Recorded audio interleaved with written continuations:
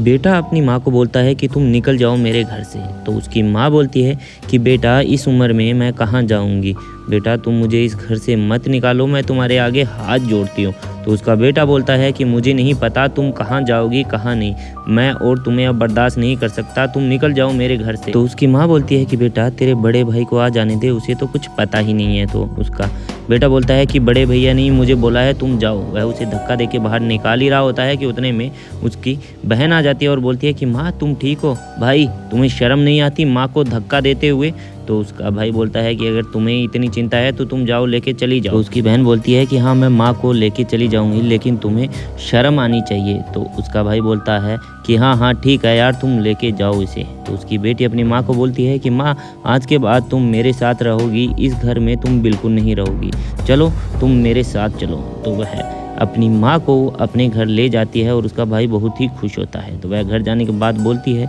कि माँ अगर तुम उस घर में इतना परेशान थी तो तुमने मुझे बताया क्यों नहीं, अभी तुम्हारी बेटी है, आज के बाद आप हमारे साथ रहोगी, आपको कहीं जाने की ज़रूरत नहीं है। तो उसका पति भी बोलता है कि हाँ माँ यह सही बोल रही है, ये आप ही का घर है, आज के बाद आप यहीं रहोगी। तो उसकी सास बोलती है कि बेटा तुम दोनों का ही तो अब सहारा बचा है, वरना कौन है मेरा। तो उसकी बेटी बोलती है कि माँ कैसी बात कर रही हो आप, हम दोनों हैं ना आपका ध्यान रखने के लिए, आपको किसी भी बात की चिंता करने की ज़रूरत नहीं है। आप अब एक काम कीजिए, आप जाके अंदर आराम कर लीजिए, आप थक गई होगी। तो वह आराम करने चली जाती है। फिर उसका पति शाम के टाइम अपनी पत्नी को आवाज़ लगाता है कि अरे सुनो ज़रा इधर आओ। तो वह आती है और बोलती है कि हाँ बोलो। तो उसका पति बोलता है क्या माँ ने खाना खा लिया। तो उसकी पत्नी बोलती है कि हाँ माँ ने खाना खा लिया, आराम कर रही है, मैं उन्हें कंबल देने जा रही हूँ। तो उसका पति बोलता है कि अच्छा तुम्हारे भाई का फ़ोन आया, वो कब लेके जाएंगे माँ को। तो उसकी पत्नी बोलती है कि उनका फ़ोन नहीं आया और उनके साथ मैं माँ को कभी भी नहीं भेजूँगी अगर वो लेने भी आए तो उसका पति बोलता है हाँ वो तो ठीक है, पर अपना घर तो यार अपना घर ही होता है। तो उसकी पत्नी बोलती है क्यों, बेटी का घर माँ का घर नहीं होता क्या।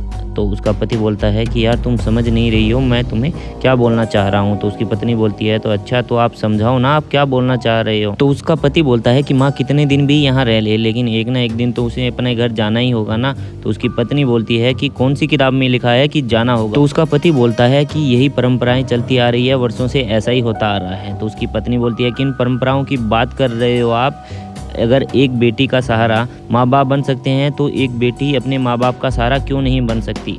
तो मैं ऐसी परंपराओं को बिल्कुल नहीं मानती। तो उसका पति बोलता है कि मैंने तुम्हें बोल दिया है, बस 1-2 दिन के बाद उनका ठिकाना कहीं और देख लो। तो उसकी पत्नी बोलती है कि अरे कैसी बात कर रहे हो आप, वो कहीं नहीं जाएगी, वो इसी घर में रहेगी और हमारे साथ रहेगी, मैं उनकी बेटी हूँ, मेरा इतना फ़र्ज़ तो बनता है।